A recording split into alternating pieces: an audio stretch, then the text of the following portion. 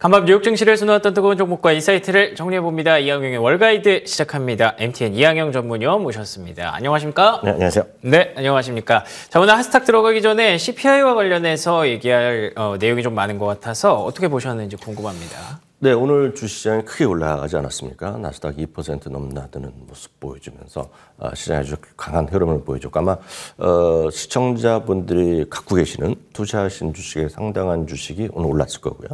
아마 제일 많이 좋아하는 주식 중에 하나는 오늘 사상치 효과가 간 주식이 있을 것 같습니다. 그래서 잠시 후에 또 그 주식도 다루도록 하겠는데요. 예. 일단 가장 큰 거는 예상보다 소비자 물가 지수가 더 올랐다는 것이 바로 키워드가 되겠고요. 그 이상 그 이하도 아니었고요. 바로 그런 것들이 결국 금리를 내려오겠고 결국 이제 주가를 상승시키는 그런 요인이 됐습니다.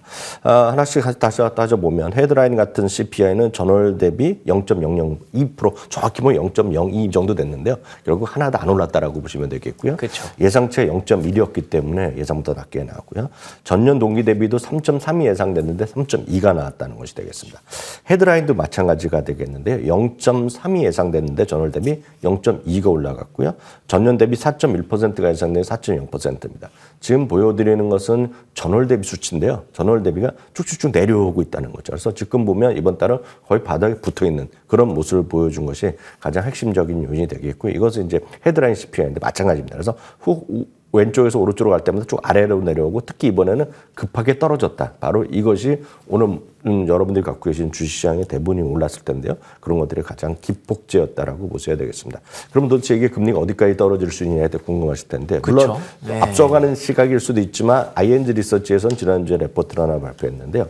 내년도 상반기요. CPI가 2% 수준까지 떨어질 수도 있다. 이건 상당히 좀 강하게 보는 거고 그러네요. 적극적으로 보는 겁니다. 그래서 예. 일부에서 탐리 같은 사람은 매번 얘기하는 거가 바위같이 떨어진다는 얘기를 몇 번 인용해 드렸는데 정말 바위같이 계속 떨어질지 모르겠지만 앞선 그래프 보면 훅 떨어진 건 분명히 맞거든요. 그렇고 그 연준이나 계속 제롬 파월 의장은 더 길게 더 오랫동안이라는 얘기 그리고 한두 번 떨어졌다고 해서 우리가 아주 마음 놓을 수 없다라는 얘기했지만 오늘 결과를 보면 페드 워치 트레스 예하차영치를 보면 이런 게 순치 않은데요. 그리고 아직까지 분명히 한 달이라는 시기가 남아 있는데요. 예. 이번에 금리가 올라갈 가능성은 제로입니다, 제로. 그러니까요. 100.0이라는 수치가 오늘 또 보여줬고, 전 처음 봤어요. 그런 거 보여줬고요. 9월 점도표에서는 기억하셔야 될 것이 9월 점도표는 지난 9월 점도표 내년 말이요. 5.1%가 미디안인데 이 가격이 5.1이라는 것 수치를 기억하셔야 되는데 지금은 잠시 전에 보여드렸던 표를 한번 다시 보여주시면 제가 좀 자세히 보여드려서 표를 준비해 봤는데요. 예. 이거가 몇 월에서 금리가 떨어지냐는 것인데요. 이게 보시면 파란색이 보면 100.00이 나오지 않습니까? 그렇죠. 이번에 금리 올릴 가능성 하나도 없다는 얘기가 되겠고요. 워낙 보면 9월 점도표는 올해 한 번 올라가고 내년에 두 번 내린다는 거서 5.1이 나오는데요. 지금 이거는 뭐 점도표라는 것이 아니라 이거는 사람들이 가격이 어느 정도 반영돼 있다는 의미인데요. 지금 이 그림을 보면은요.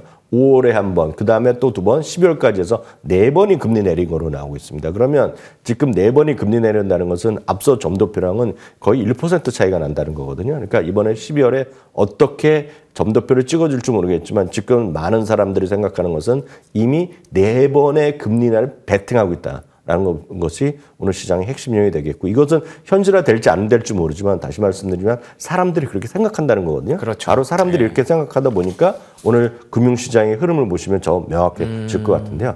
다음은 이제 빠르게 금융시장의 흐름을 보겠습니다. 첫 번째는 이제 3대 지수가 이제 크게 올라간 거 되겠고요. 10년물 금리부터 한번 보여주시면 10년물 금리가 훅 떨어지는 모습입니다. 그래서 발표 나자마자 그냥 폭포수가 축 떨어지는 모습을 보여줄 수 있게 이게 바로 10년물 금리가 떨어지는 모습이 되겠고요.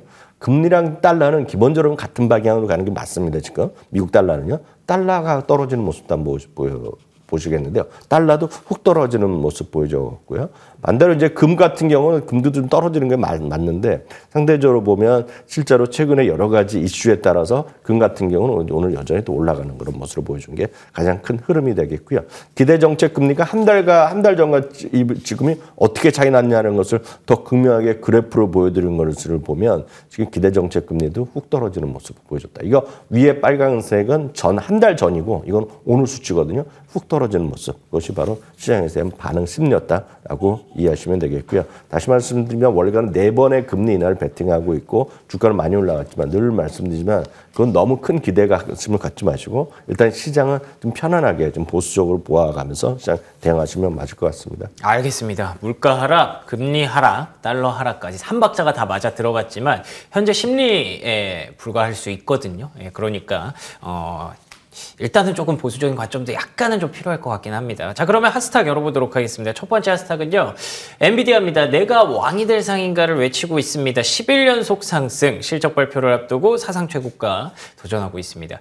H200도 발표가 됐다던데 어떻게 보고 계십니까? H200이라는 게 뭐 그 기술적으로 좋아하시는 분도 아시겠지만 엄청 좋고 빠르고 뭐 메모리도 빠르다 이런 얘기 많이 들어갈 수 있다는 얘기하는 거니까 그렇죠. 뭐 뉴스니까 이렇게 보시면 되겠고 중요한 것은 오늘 496.56달러가 올라가면서 오늘 사상 최고가를 찍었습니다. 그리고 찍었군요. 오늘까지 어제도 말씀드렸는데 어저께는 9일 연속, 오늘 10거리 연속 상승하면서 이것은 타입니다. 2016년 12월에 딱 한 번 이때가 이제 그 10번 상승한 적이 있는데요.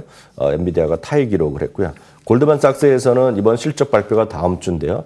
이번에도 역시 기대 이상 실적과 장밋빛 가이던스를 발표하지 않겠느냐라는 기대감을 얘기하고 있다라고 보셔야 되겠습니다.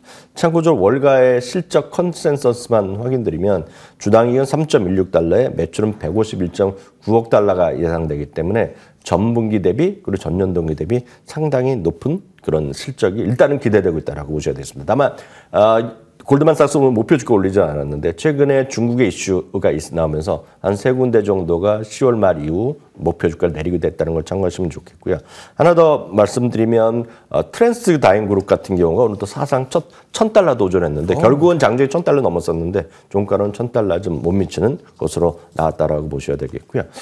또 하나 보면 그런 기술주가 올라가다 보니까 XLK라고 기술주 ETF가 있거든요. 많은 분들 아시는 분 계실 텐데요. 이거는 역시 오늘 또 사상 최고가 11가지 섹터에서 제일 먼저 오늘 또 사상 최고가를 기록하는 것들이 나왔다. 늘 말씀드리지만 자잘한 것들이 사상 최고가 하는 거는 큰 의미가 없고 잠시 전에 보였던 트랜스다인그룹 같은 경우도 모르시고 넘어가는 분 많기 때문에 저희 방송 보시면 알죠.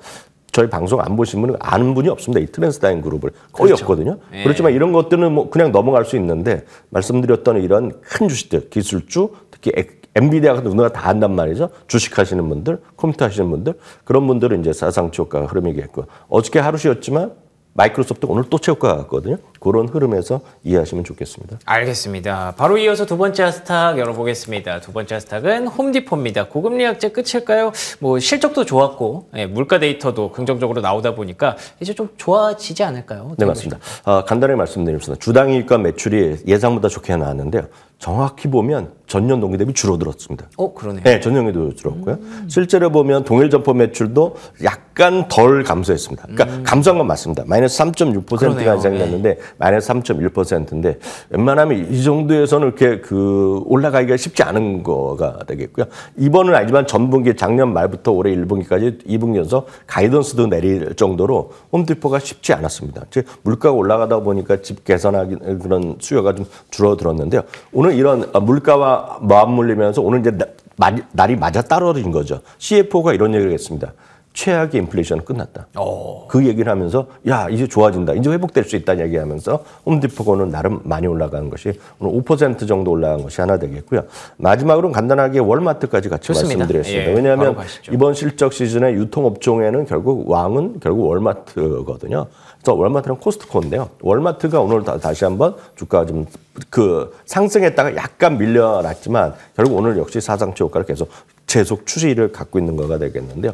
아시다시피 글로벌 매출 1위로 포춘 500의 1위인데 아마 참고적으로 말씀드리면 내년에는 이게 포춘 1위에서 떨어집니다. 그래요? 1위로 떨어지고 2위 했던 아마존이 내년에 매출 1위로 올라갈 가능성이 상당히 커져 있다. 하여튼 포춘 500이라 많이 들으셨을 텐데 그 1위 기업이 바로 지금 현재까지인 것이 되겠고요. 16일 날 장 시작 전에 실적 발표하는데요. 참고적으로 주당이익은 1.41달러 전망되고 있고요. 매출은 1,492억이 일단 실적 컨센서스가 나오겠다라고 보셔야 되겠습니다. 이 회사는 2021년 이후에요. 딱 한 번 이익을 미스한 걸 제외하고는요. 모두 실적을 상회했고요. 이번에 실적 발표를 이틀 앞두고 스티펠과 스티펜이 두 곳이 오히려 목표 주가를 올리기 있거든요. 최근 들어서의 어떤 월마트의 강세는 결국 물가가 상승하고 먹고 살기 빡빡해지니까 뭔가 좀 절약하고 저렴하게 산다는 관점에서 월마트랑 코스트코가 여전히 시장의 중심에 있을 수밖에 없다. 이번 실적 시즌도 좀 관심 두시고 이런 추세가 이어질지 확인해 보시면 좋을 것 같습니다. 알겠습니다. 시장이 좋다 나쁘다를 판단하는 여러 가지 기준이 있겠습니다만 우리에게 흔히 이렇게 알려져 있는 기업들의 주가가 사상 최고가를 달리고 있다는 것, 그것만으로 오늘은 좀 긍정적인 포인트 많이 발견할 수 있었네요. 지금까지 이항영 MTN 전문위원과 함께했습니다. 오늘도 좋은 말씀 고맙습니다. 네, 굿모닝 글로벌 수요일 순서 여기서 마무리 짓겠습니다. 저희는 내일 아침 5시 55분에 돌아옵니다. 이어지는 출발 성공 투자 역시 MTN 머니투데이 방송과 계속해서 함께해 주시기 바랍니다. 시청해 주신 여러분 고맙습니다.